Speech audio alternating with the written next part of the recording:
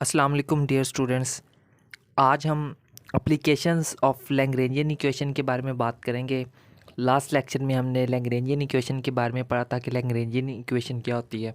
अब इसकी कुछ एप्लीकेशंस को डिस्कस करते हैं, जिसमें सबसे पहली इक्वेशन है हमारे पास, यानी कि सबसे पहली एप्लीकेशन है motion of particles in space, यानी कि by using Cartesian coordinate system. यानी कि स्पेस के अंदर हमारे पास जो पार्टिकल्स की मोशन होती है ना, यानी कि उस चीज़ को अगर हमने डिस्कस करना हो तो बाय यूजिंग लैग्रेंजियन इक्वेशन हम उसको किस तरह से स्टडी कर सकते हैं, उसको आज देखते हैं। तो सबसे पहले लिखा हुआ है यहाँ पे, consider the motion of a particle of mass m located by Cartesian coordinates, it will be shown that the Lagrangian equation becomes the Newton's equation of motion which is given by. यानी कि ये हमारे पास classical mechanics के अंदर एक equation है। ये हम काफ़ी फेमस इक्वेशन हम पीछे लेक्चर में पढ़ चुके हैं। तो लैग्रेंजियन इक्वेशन को हमने इसको ड्राइव भी किया था फॉर डायनामिकल सिस्टम। इसको हमने इक्वेशन नंबर 1 का नाम दे दिया, ठीक है। उसके बाद बात करते हैं, since the particle has 3 degree of freedom and hence his 3 generalize coordinates q1 q2 q3, so there is 3 Lagrangian equations. यहाँ पे वो बात कर रहा है कि इस पार्टिकल का जो है वो, क्योंकि स्पेस कोऑर्डिनेट की बात हो रही है ना, तो वहाँ पे 3 कार्टेशियन कोऑर्डिनेट्स हो रहे हैं, तो उसका डिग्री ऑफ फ्रीडम भी 3 होगा। अगर उसका डिग्री ऑफ फ्रीडम 3 है तो उसमें जनरलाइज कोऑर्डिनेट्स भी 3 होंगे। अगर जनरलाइज 3 कोऑर्डिनेट्स भी, अगर जनरलाइज कोऑर्डिनेट्स भी 3 हैं तो डेफिनेटली हमें 3 लैग्रेंजियन इक्वेशंस भी यहाँ से मिलेंगी। ये बात कर रहा था, ठीक है। तो उसके बाद अगर यहाँ पे इसकी लिखा हुआ है, since the kinetic energy of a particle in Cartesian coordinate, हमें पता है कि कार्टेशियन कोऑर्डिनेट्स में जो काइनेटिक एनर्जी का हमारे पास मेन फार्मूला ये होता है, ठीक है। कार्टेशियन कोऑर्डिनेट्स की बात करें तो इसको हम कुछ एक्सपेंड करके यानी कि इस फॉर्म में लिख सकते हैं। और यहाँ पे हमने यहाँ से हमें पता है कि ये जो वेलोसिटी है वो किसके बराबर होती है, डेरिवेटिव यानी कि dx/dt के बराबर होता है। और उसके डेरिवेटिव को हमने यहाँ पे x डॉट की फॉर्म में लिख दिया, जैसे ये मैं आपको थोड़ा जूम करके दिखा देता हूँ। जैसे यहाँ पे हमारे पास ये जो वेलोसिटी है, ये जो vg है, सॉरी यहाँ पे ये जो हमारे पास वीजी था ना, इसकी बात कर रहे हैं, ठीक है।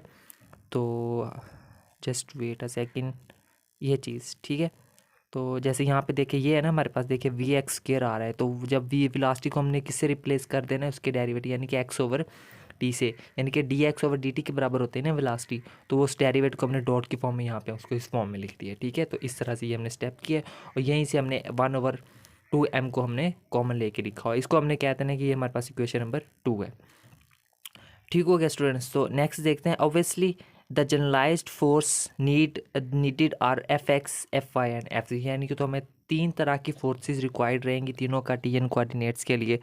सो डिफ टू, यानी कि इक्वेशन नंबर 2 को हमने डिफ्रेंशिएट करना है with respect to X dot, Y dot and Z dot. तो हमें क्या, जब हम इस इक्वेशन को हम एक्स डॉट के लिहाज, यानी कि एक्स डॉट के लिहाज से जब हम इसको डिफ्रेंशिएट करते हैं, तब हमें क्या चीज़ मिलती है। अगर इसी की मैं देखें तो हमें देखें यहाँ से ये जो टर्म है हमारे पास, ये भी ज़ीरो हो जाएगी। एक्स डॉट के लिहाज से करें तो इसकी डिफ्रेंशिएशन होगी। जब इसकी डिफ्रेंशिएट करेंगे तो क्या हमें मिलेगा, हमें ये चीज़ मिल रही है। किस तरह से मिल रही है, ये देखिए डिफ्रेंशिएट करेंगे तो पावर स्टार्ट में आएगी, तो 1 और 2 है, तो वो 2/2 हो जाएगा और 2 से 2 कैंसिल आउट होकर हमारे पास 1 रह जाएगी, ठीक। यहाँ से मैं सिर्फ यहाँ से पावर 1 माइनस की तो पीछे 1 रह गया, और वो हमें पावर 1 लिखने की ज़रूरत नहीं है।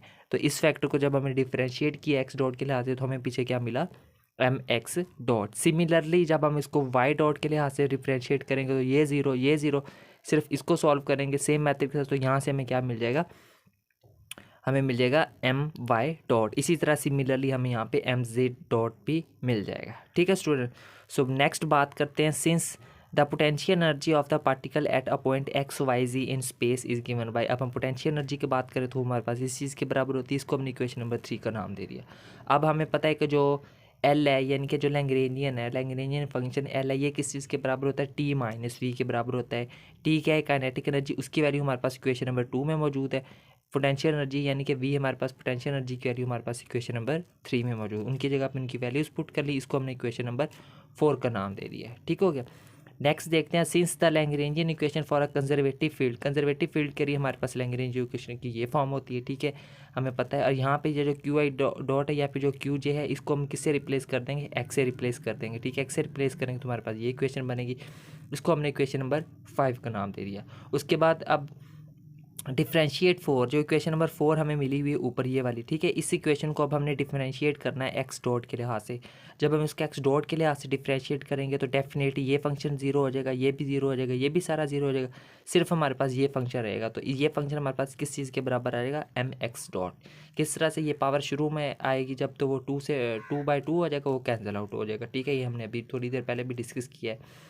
तो यहाँ से हमें ये चीज़ मिलेगी जब हम एक्स डॉट के लिए हासिल करेंगे। इसी तरह जब हम इस इक्वेशन नंबर 4 को जब हम डिफ्रेंशिएट करेंगे एक्स के लिहाज से, तो फिर हमें कौन सी चीज़ मिलेगी, जब हम एक्स के लिहाज से करेंगे ये तीनों फंक्शन हमारे पास ख़त्म हो जाएंगे और पीछे यहाँ इन दोनों में वाई वाला भी ख़त्म, जी वाला भी ख़त्म, कौन सा रह जाएगा, सिर्फ सिंपल एक्स वाला फंक्शन रह जाएगा, ठीक है। जब हम सिंपल एक्स वाले फंक्शन को हम डिफ्रेंशिएट करेंगे तो हमें कौन सी चीज़ मिलेगी, हमें ये वाली टर्म मिलेगी, ठीक है। यानी कि minus partial we over partial x. इस चीज़ को हम इस चीज़ के इक्वल भी लिख सकते हैं, ठीक है, लेकिन वो हमें लिखने की ज़रूरत है, मैं वैसे लिखा हुआ है।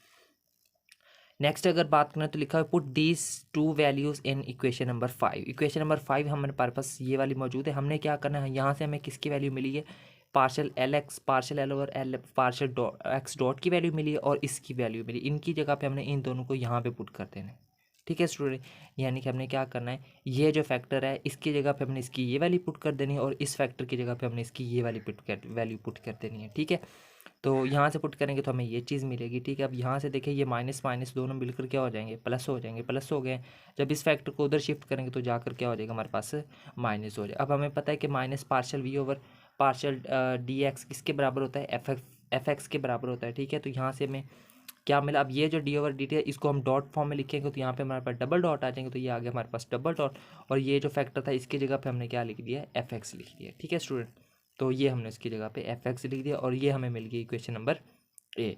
सिमिलरली यहाँ से अब जब हम इसी मैथड के साथ हम इसको सॉल्व करेंगे तो वहाँ पे हमें एम वाई डबल डॉट किसके बराबर आ जाएगा, एफ वाई के, और एम जी डबल डॉट किस चीज़ के बराबर आ जाएगा, एफ जी के बराबर आ जाएगा, ठीक है।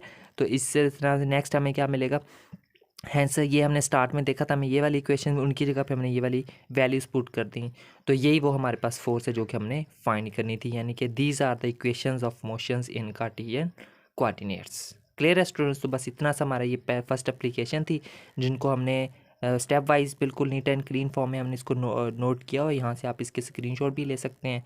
तो ये थी हमारी इसकी फर्स्ट एप्लीकेशन लैग्रेंजियन इक्वेशन की। इंशाल्लाह मिलते हैं नेक्स्ट लेक्चर में जहाँ पे हम सेकंड एप्लीकेशन की बात करेंगे एटवुड मशीन्स की। सो तब तक के लिए टेक केयर एंड अल्लाह हाफिज़।